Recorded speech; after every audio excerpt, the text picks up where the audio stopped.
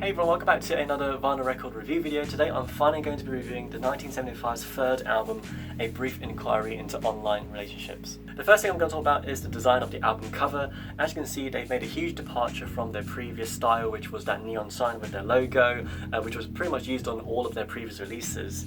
And here they've gone for a very minimalistic look, very graphic design based, white background, very clean, small coloured squares, a reference to music for cars in the corner, and even a track listing on the side, which is quite rare these days. On the inside, you have the expanded artwork, which continues on with this, use of colours and a very clean sort of style. It's also, as you can see, a gatefold LP, which you can open up with expanded artwork.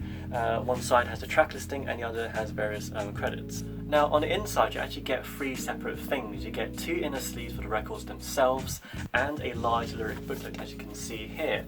Again, it carries on with the same colour scheme and style as the album cover, and on the inside you have the lyrics in a very clean aesthetic. Now, the two inner sleeves themselves are more or less two pieces of optical illusion artwork here. As you can see, they have different versions on either side, with the album title initials as a border around it, with music for cars repeated again and again on the inside. I'm actually very impressed by this because it is very different to what they normally do. Because in the past they've used images that have been very stylish and very stylistic, very certain, very specific type of aesthetic that they're trying to put across, and this one they've kind of gone all out in a very unexpected kind of way with the clean background, minimalistic look, and then suddenly an over-the-top use of typography, which has been really well designed, I think. And what's more interesting is that they've carried this on through with their marketing, their music videos, and their visuals on stage. Now, this is the vinyl itself. It is a 12-inch clear version of it. There's two of them because it's a double LP.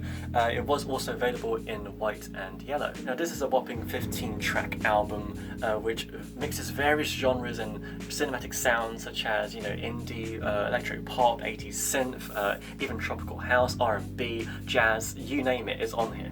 Having listened to this band for a good 7 years or so now, I know without a doubt that they can write some of the catchiest melodies and hooks, and this album alone has an exceptional set of songs, each with their own rich and diverse sensibilities. As this is quite a significant record with 15 tracks, I'll try to go in as much detail as I can without going on for too long in this video. First up is Give Yourself a Try. This is the first single off the album, and everyone has almost like a love-hate relationship with it because, lyrically it's fun, it's about self-reflection, it's almost like a social commentary on Matty's life. At the same time, it's juxtaposed and elevated with these distorted high guitar notes, which are almost purposefully sounding like they're meant to annoy you. The song Two Time is co-written by No Rome, who's also an exceptional artist. This one has a completely different vibe to what they normally do. It kind of ventures into the electro pop house kind of genre, which in some ways it kind of sounds like it could easily fit on the second album as a B-side. How to Draw Petrichor is actually one of my favourite tracks on the record because of how they managed to combine their hauntingly euphoric classic sound halfway into a garage-inspired second half. The song Love It If We Made It is something a bit more familiar to what we're used to, and it's one of the more unapologetic and rebellious tracks on the album, along with some of the most culturally and socially relevant lyrics of our time.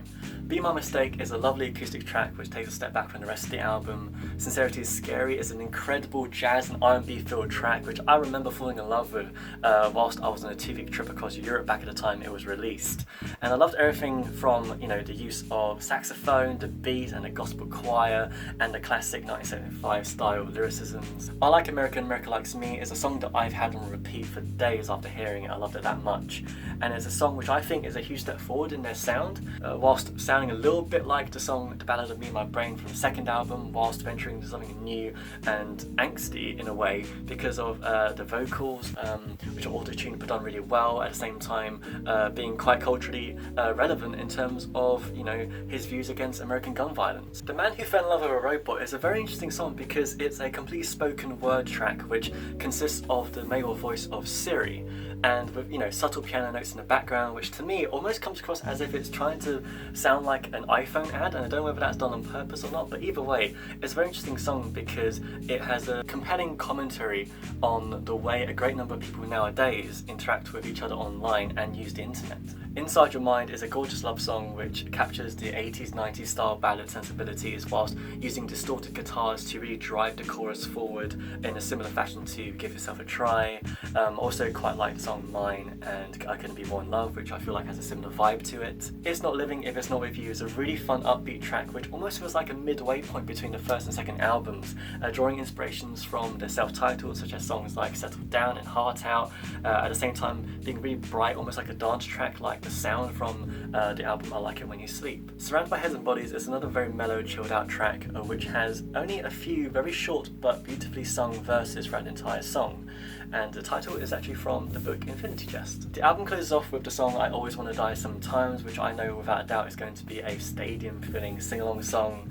I love the overlapping vocals towards the end, drawing to a close with a bit of piano and acoustic guitar, then leading to a rather unsettling set of concluding strings. In general, I'm overwhelmingly impressed with the type of music these guys keep bringing out for us. It encompasses everything we admire about their earlier releases, whilst proving that they're not afraid to venture into new styles of music and mix up genres. And that's it for my review of the 1975's third album. I'm sorry it took ages for me to get around to it, because they're going to drop the new one imminently. I don't know when I'm putting this up, but very soon this year. But yes, if you guys enjoyed this video, please feel free to give it a like and subscribe, and follow me on various social media that I have, and I'll see you guys next time.